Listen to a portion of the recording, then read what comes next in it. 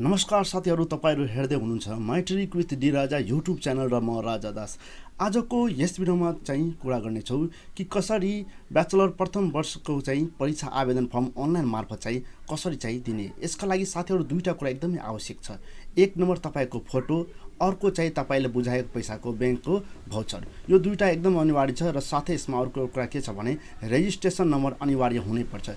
Registration number यदि तपाईसँग छैन भने तपाईले चाहिँ यो फारम भर्न सक्नुहुन्न। यसको लागि रेजिस्ट्रेसन नम्बर अति आवश्यक छ। साथै तपाईले यस भिडियोमा चाहिँ म आज कम्प्लिटली एकदम स्टेप बाइ स्टेप चाहिँ सबै कुराहरु भन्ने छु र यो प्रोसेस चाहिँ भन्ने छु र यो ट्युटोरियल्स तपाई हेर्नुहुन्छ भने यसबाट तपाईले चाहिँ इजिली चाहिँ आफ्नो मोबाइलबाट चाहिँ भर्न सक्नुहुन्छ। तपाईसँग ल्यापटप पीसी डेस्कटप नभए पनि ढुकाउनुस्, आफ्नै मोबाइलबाट तपाईले कम्प्लिटली गर्नुस्। यो प्रोसेस चाहिँ हेर्दा चाहिँ भर्न सक्नुहुनेछ। हेर्नु साथीहरु, तपाईले चाहिँ स्टेप बाइ स्टेप भन्न गइरहेको छु। त्यो भन्दा पहिले तपाईले भन्न चाहन्छु कि यदि च्यानलमा पहिलो चोटी आउनु भएको छ भने यो रातो बटनलाई प्रेस गरिकन सब्स्क्राइब गरिदिनु होला र छेउमा दिएको बेल आइकनलाई प्रेस गरेर अल गरिदिनु होला। यसले गर्दा के हुन्छ, तपाईले कुनै पनि नोटिस अपडेट र न्यूजहरु जुन आउँछ तपाई समक्ष सबैभन्दा पहिले आउनेछ, तपाईले चाहिँ नोटिफिकेसन आउनेछ। साथीहरु, हस्त हामी भिडियो सुरु गरौँ। हेर्नु साथीहरु, सबभन्दा पहिले कुनै एउटा ब्राउजरलाई ओपन गर्नु होला। कुनै एउटा ब्राउजरलाई ओपन गर्नु होला, जस्तै गुगल क्रोम ब्राउजर छ भने त्यो ओपन गर्नु होला। त्यो ओपन गरिसकेपछि हेर्नुस् तपाईले यस किसिमको इन्टरफेस आउनेछ। यसमा तपाईले केही होइन टाइप गर्नुपर्ने छ www.tribhuwan.edu.np। तपाईले हेर्न सक्नुहुन्छ, यो चाहिँ टाइप गरिदिनु होला। यति गरिसकेपछि तपाईले इन्टर गरेर तपाईले हेर्न सक्नुहुन्छ यस किसिमको इन्टरफेस तपाईँ समक्ष आउनेछ। Office of the controller of the examination भन्ने छ। यसलाई चाहिँ क्लिक गर्नु होला। यो माथिकै यो चाहिँ ट्युको अफिसियल वेबसाइट हो, हेर्न सक्नुहुन्छ। तपाईलाई यस किसिमको इन्टरफेस आउनेछ। हेर्नु साथीहरु, यहाँ हेर्न सक्नुहुन्छ। यदि मोबाइलबाट गर्दै हुनुहुन्छ भने डेस्कटप भ्यू गरिदिनु होला। कम्प्लिटली पुरै आउँछ। अनि त्यसो भए हेर्नुस्, त्यसपछि यहाँ अनलाइन फर्म क्याम्पस भनेर यहाँ छ। यो अनलाइन फर्म क्याम्पस, यहाँ चाहिँ click above image to go online form, यसमा चाहिँ क्लिक गरिदिनु होला। यसमा गर्नुहुन्छ भने हेर्नुस् तपाईलाई यस किसिमको इन्टरफेस आउँछ।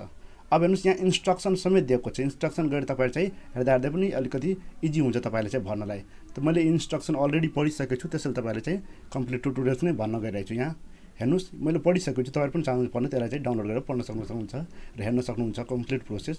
त्यो प्रोसेस तपाईले हेर्नु पर्दैन, भिडियो मार्फत नै तपाईले सम्पूर्ण कुरा थाहा भइहाल्छ। हेर्नुस् यहाँ स्टार्ट रेजिस्ट्रेसन छ, यो क्लिक गरिदिनु होला। स्टार्ट रेजिस्ट्रेसनमा क्लिक गरेपछि तपाईले हेर्नुस् यस किसिमको इन्टरफेस आउनेछ।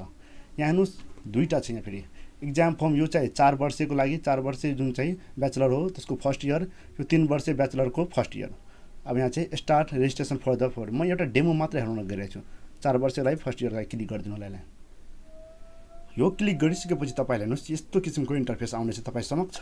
अब यहाँ हेर्न सक्नुहुन्छ, यहाँ रेजिस्ट्रेसन नम्बर एकदमै अनिवार्य छ। रेजिस्ट्रेसन नम्बर चाहियो। एउटा एक्जाम्पलको रूपमा, एउटा डेमोको रूपमा एउटा रेजिस्ट्रेसन नम्बर म यहाँ इन्टर गरिदिरहेछु। गरेपछि तपाईलाई यस किसिमको इन्टरफेस आउनेछ। यहाँ हेर्नुस् यसमा डिफल्टहरु के छ हेर्नुस्। अलरेडी रेजिस्ट्रेसन नम्बर डिफल्ट रहन्छ नै, यो नेम भयो, त्यसपछि आयो डेट अफ बर्थ र त्यसपछि जेन्डर र फादर्स नेम, सबै कुरा भरेकै हुन्छन्। केही तपाईले चेन्ज गर्नु पर्दैन। खाली तपाईले चेन्ज के गर्नुपर्छ त्यो भन्दैछु। तपाई हेर्नुस् जुन कलेज क्याम्पस हुनुहुन्छ त्यसबाट चाहिँ यहाँ सेलेक्ट कलेज छ, यसमा क्लिक गरिदिनु होला।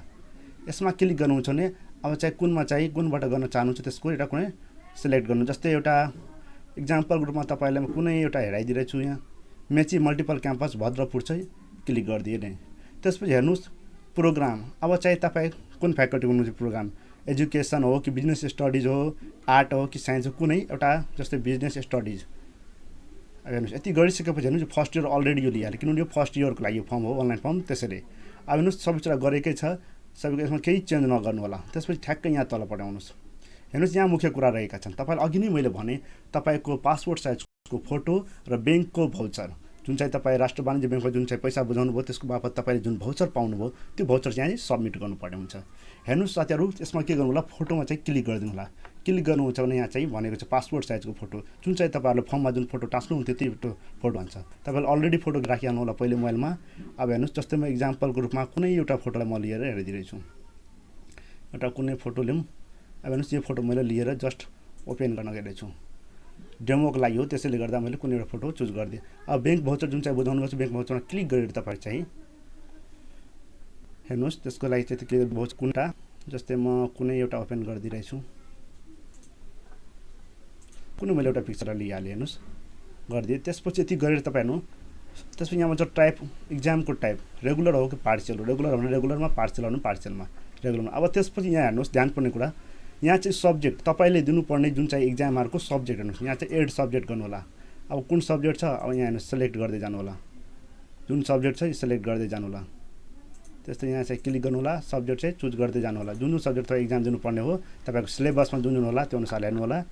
अब यहाँ चाहिँ गर्दै जानु होला, जस्ट मैले हराएको मात्र हो यो। अब त्यो अनुसारले तपाईँहरू चाहिँ गर्नु होला जुन सब्जेक्ट छ। यति गरिसकेपछि यदि तपाईँ कुनै मिस्टेक भयो भने रिमुभ गर्न चाहनुहुन्छ भने यहाँ रिमुभ सब्जेक्ट पनि छ, सर रिमुभ गर्न सक्नुहुन्छ। एड पनि फेरि यताबाट गर्न सक्नुहुन्छ, यहाँबाट एड गर्नु होला भने यताबाट रिमुभ पनि गर्न सक्नुहुन्छ। कुनै मिस्टेक भयो भने यस्तो अब यो मिस्टेक डबल थिच्यो भने यस्तो यहाँबाट पनि काट्न सक्नुहुन्छ, हैन भने यहाँबाट पनि रिमुभ गर्न सक्नुहुन्छ। यति गरिसकेपछि सम्पूर्ण कुरा गरिसकेपछि एकपल्ट चेक गरिहाल्नु होला र अन्तिममा चाहिँ तपाईँले सबमिट एप्लिकेसन गरिदिनु होला। यति गरेपछि तपाईँको चाहिँ फर्म फिलअप भयो। तपाईँलाई भिडियो कस्तो लाग्यो चाहिँ प्रतिक्रिया दिनु होला, मन पऱ्यो भने लाइक गर्नु होला र साथीभाइलाई सेयर गर्न चाहिँ नबिर्सनु होला। हस्त म बिदा लिन्छु, धन्यवाद। Let it go, make my body go. Take our bodies higher.